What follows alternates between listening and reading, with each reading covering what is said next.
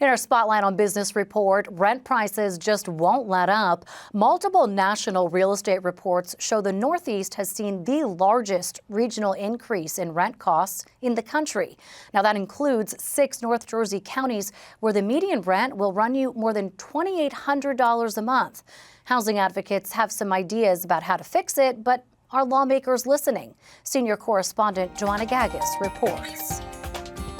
The number one reason we have high prices in New Jersey is because of lack of supply. The high cost of living in New Jersey was top of mind for the Assembly Housing Committee that heard testimony from a range of experts on how to address skyrocketing rent costs in the state. Housing costs have reached an all-time high in the U.S. last year.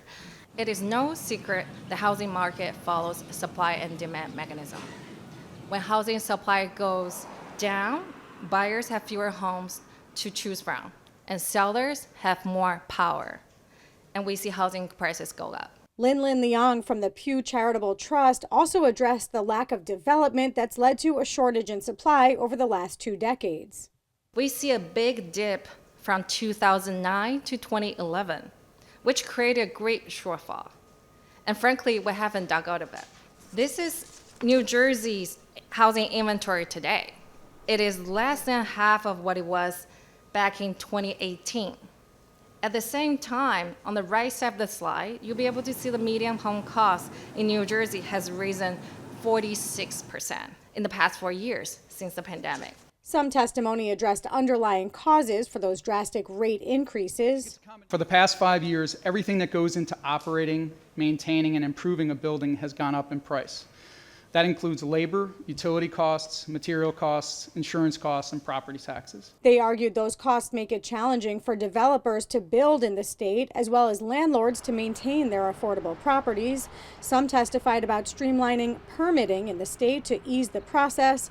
But despite the challenges faced by landlords and developers, advocates say it's the working poor who bear the burden. In 2021, renter households making less than $30,000 a year had an average of $380 left over each month after paying rent. That's $380 for food, clothing, transportation, everything else you can think of. Carl Gershenson from the Eviction Lab at Princeton University says 80 to 90% of evictions are caused by missed rent. As the lab's research shows, evictions are not just a consequence of poverty, they are a cause of poverty. They are profoundly destabilizing events that can cause households to enter into downward spirals of job loss and homelessness. New Jersey's well above the national average for evictions, and they disproportionately affect the Black community and families with kids. Yet he also points to research showing that new housing construction keeps rent in surrounding buildings 6% lower. But rent increases are also an area the legislature was asked to address. The Anti-Eviction Act prohibits rent increases that are unconscionable. But what percentage or amount increase is unconscionable? New Jersey law is silent on that. It is not appropriate standard to judge a rent increase on whether or not it is shocking enough.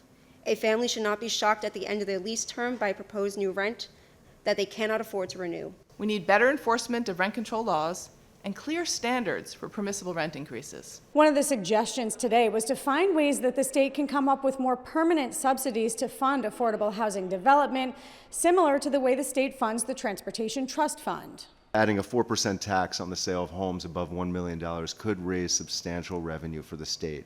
This new revenue source could fund vital programs that make living and raising a family in the state more affordable, and the impact of this fee would be limited to a small fraction of the housing market. The committee said it'll consider many of the recommendations made as it looks for ways to legislate affordability in the state. In Trenton, I'm Joanna Gagis, NJ Spotlight News.